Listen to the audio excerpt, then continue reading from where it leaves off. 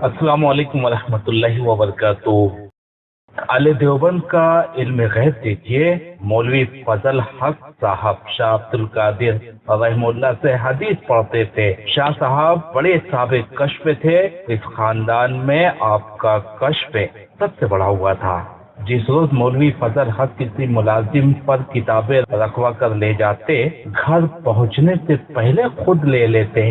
शाह साहब को कश्फ से मालूम हो जाता, उसी रोज मौलवी साहब को सबक नहीं पढ़ाते थे, और जब खुद ले जाते हजरत को कश्फ हो जाता और उस रोज सबक पढ़ाते थे। अरवाह सलासा सफा नंबर 69 यानी 69। क्या इस आयत के जुमरे में नहीं आता है जिसमें अल्लाह ताला फरमाता है, जमीन व आसमान में गैब को सिवाय अल्लाह के और कोई नहीं जानता? मगर यहाँ बात एक दफा की नहीं, अपनी तकरीर की जिंदगी में हर रोज के लिए दरो दीवार के हिजाबात उठ जाते, फासले सिमट जाते और नजरे रोशन से देख लिया करते कि किताब का हामिल कौन है और किसने कहां पर किताब संभाली है। अगर गैब गैरुल्लाह में ही तस्लीम करना था तो अपने दिलों में नबी की कदूरत क्यों भरी कि उन्हें तो दरो दीवार के पीछे का इल्म न था, लेकिन डॉट डॉट डॉट डॉट हमारे उलमा के तो 14 तबक रोशन है। तो अब्दुल माजिद दरियाबादी, जिन्होंने कुरान की तफसीर लिखी है, अपने पीर के बारे में कैसे गैबदानी का दावा कर रहे हैं। ये दावा कम अज कम देवबंदियों के बारे में हुस्न ज़न रखने वालों को चौंका देने के लिए काफी है।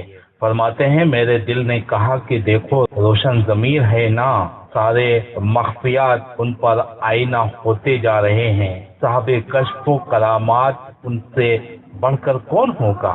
आगे फरमाया, खैर इस वक्त तो गहरा असर इस गैब दानी और कश्फ सदर लेकर उठा, मजलिस बर्खास्त हुई।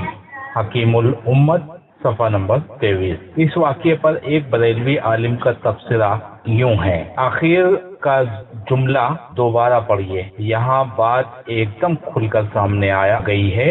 मजाज व इस्तिआरा के अबहाम से हटकर बिल्कुल सराहत के साथ थानवी साहब के हक में गैबदानी का लफ्ज़ इस्तेमाल किया गया है। हालांकि ये वो लफ्ज़ है जिस पर 50 बरस से ये हजरात जंग करते आ रहे हैं कि इस लफ्ज़ का इतलाक रसूल अकरम सल्लल्लाहु अलैहि वसल्लम की ज़ात पर कतन कुफ्र शिर्क है। इन हजरात के तईं फुकाए हनफिया कुफ्र का इतलाक जिस गैबदानी पर कर रहे हैं, वो इकरार कुफ्र अपने थानवी साहब के हक में कितनी बशाशत के साथ कबूल कर लिया गया। थानवी साहब की गैबदानी के सवाल पर ना इस्लाम की कोई दीवार मुनादिम हुई और ना कुरान के साथ किसी तरह तसादुम लाजिम आया है। अब यहीं से समझ लीजिए कि इन हजरात की किताबों में कुफ्र और शिर्क के जो मुबाहिस सैकड़ों सफ़ात पर फैले हुए हैं, उसके पीछे असल मुद्दा क्या है। नबी दुश्मनी और बुजुर्ग परस्ती, तौहीद परस्ती का जज्बा अगर खुलूस पर मबनी होता तो कुफ्र और शिर्क के सवाल पर अपने बेगाने की ये तफरीक हरगिज़ रवा न रखी जाती। जलजला के मुसन्निफ की ये इबारत थी जो अभी मैं सुनाया हूँ। तो बला का इल्म में, देवबंदियों का बला का इल्म में, थानवी साहब के मलफूजात का मुरत्तिब लिखता है, एक दिन थानवी साहब ने मौलाना मोहम्मद याकूब साहब की बाबत फरमाया कि उन्होंने खबर दी थी उस वबा की जिसमें उनके अज़ा ने वफात पाई। फिर फरमाया, मौलाना थे बड़े साबे कश्फ, रमजान ही में खबर दे दी थी कि एक बलाए अजीम रमजान के बाद आवेगी। अभी आ जाती, लेकिन रमजान की बरकत से रुकी हुई है। अगर ये लोग बचना चाहें तो हर चीज में सदकात दे दें। हुस्नुल अजीज जिल्दे सफा 293 में आपको ये इबारत मिल जाएगी। कल क्या होगा इसका ताल्लुक भी इल्म गैब से ही है, लेकिन आप देख रहे हैं कि बात यहाँ कल से भी आगे निकल गई है और इल्म भी है तो सिर्फ तबाही आने का नहीं, टलने का भी है। और ये किसी एक फर्द के बारे में नहीं, कबीले के हर फर्द के हक में इस इल्म गैब का डंका पीटा जाता है।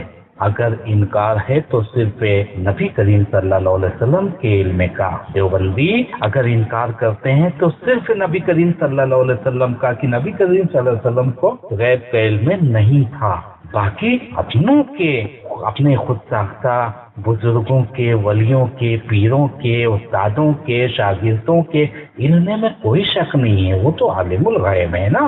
وہ بھی بریلویوں کی مخالفت کر کے صرف اپنی توحید کی دکان چمکانے کے لیے، اگر بلاؤں کے آنے جانے کا علم اللہ کے رسول کو ہوتا تو قرآن آپ کی یہ آیت کبھی ذکر نہ کرتا، اگر میں غیب جانتا تو بھلائیوں میں سبقت لے جاتا اور مجھے کوئی تکلیف نہ پہنچتی۔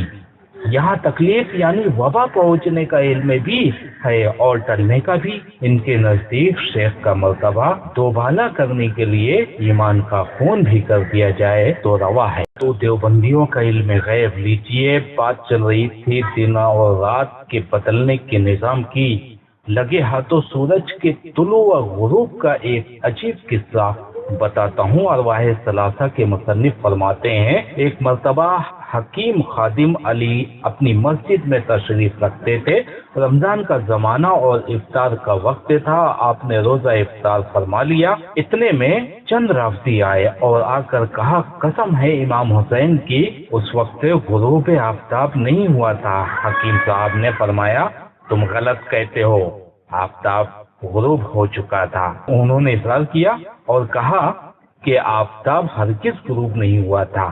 اس پر حکیم صاحب نے فرمایا کہ ہمارے قلوب میں، ہمارے دل میں دین اور ایمان ہے، ہماری شہادت قلوب غلط نہیں ہے، ہمارے دل نے جو شہادت دی ہے وہ غلط نہیں ہے، آفتاب غروب ہو چکا تھا۔ اگر تمہیں اس بات میں کچھ تردد ہے، کچھ ڈاؤٹ ہے تو کل مجھے ایک کوٹری میں بند کر دینا اور تم لوگ آفتاب کو دیکھتے رہنا، جس وقت غروب آفتاب ہوگا میں تمہیں اطلاع کر دوں گا، اس وقت تمہیں تصدیق ہو جائے گی۔ انہوں نے اس دعوے کو عجیب سمجھ کر کہا، بہت اچھا۔ اگلے روز غروب آفتاب سے پہلے حکیم صاحب کو ایک کوٹری میں بند کر دیا گیا اور خود چھت پر چڑھ کر غروب آفتاب کو دیکھنے لگے۔ جب آفتاب غروب ہوا، حکیم صاحب نے فوراً اندر سے اطلاع کی کہ آفتاب غروب ہو گیا ہے۔ اس وقت ان کو ان کے دعویٰ کی تصدیق ہو گئی۔ ماشاءاللہ، کیا علم غیب ہے! کوٹری کے اندر سے پتہ چل جاتا ہے کہ غروب آفتاب ہو چکا ہے۔ گھڑیوں کا تو زمانہ ہی نہیں تھا۔ ارواح ثلاثہ صفحہ 179۔ شہادت قلوب پر اتنا گھمنڈ اور پھر در و دیوار کا حجاب اٹھتا دیکھیں کہ فوراً بند کمرے سے اطلاع کرتی۔ ان کی غیب دانی کا یہ عالم اور نبی کریم صلی اللہ علیہ وسلم کی یہ حالت کہ آپ کے زمانے میں رمضان کے مہینے میں ابر کی وجہ سے سورج نظر نہ آیا اور لوگوں نے افطار کا وقت سمجھ کر روزہ افطار کر لیا۔ بعد میں سورج نکل آیا تو رسول اللہ صلی اللہ علیہ وسلم نے دوبارہ روزہ رکھنے کا حکم دیا۔ نبی کریم صلی اللہ علیہ وسلم کی نگاہ بادلوں کو چیر کر سورج تک نہ پہنچ سکی اور ان کی نگاہ کمرے کی در و دیوار اور باقی حجابات میں سے گزرتی ہوئی سورج تک جا پہنچی۔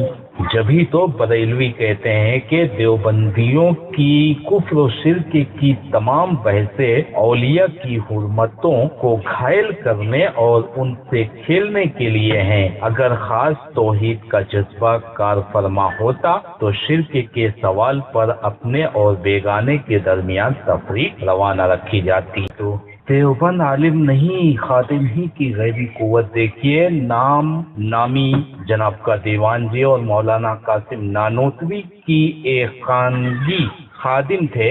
ان کے بارے میں سابق محتمم دارالعلوم دیوبند مولانا حبیب الرحمان فرمایا کرتے تھے کہ اس زمانے میں کشفی حالت دیوان جی کی اتنی بڑھی کہ باہر سڑک پر آنے جانے والے نظر آتے رہتے تھے۔ کیا ایکسرے مشین لگا لی تھی آنکھوں میں؟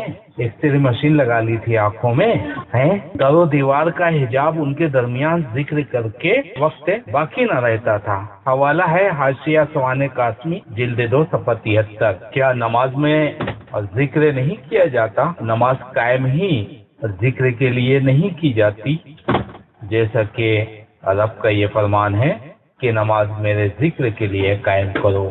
نمازی ذکر الہی میں مشغول ہوتا ہے۔ پھر حضرت عمر رضی اللہ عنہ کو اپنے پیچھے صف میں کھڑا ہوا قاتل نظر کیوں نہ آیا؟ کیا وہ ولی نہ تھے؟ نعوذ باللہ، کیا صرف انہی کے لیے حجاب اٹھائے جاتے ہیں اور مٹی کی در و دیوار کانچ کے ٹکڑے نظر آتے ہیں؟ جانے سے پہلے ایک کام ضرور کریں، یہ انفارمیشن اگر آپ کو صحیح لگی تو ویڈیو کو لائک کریں اور لوگوں تک پہنچائیں۔ اگر آپ اس سے مطمئن نہیں ہیں تو ڈس لائک کریں، خالی ہاتھ نہ جائیں، کچھ نہ کچھ ضرور کریں۔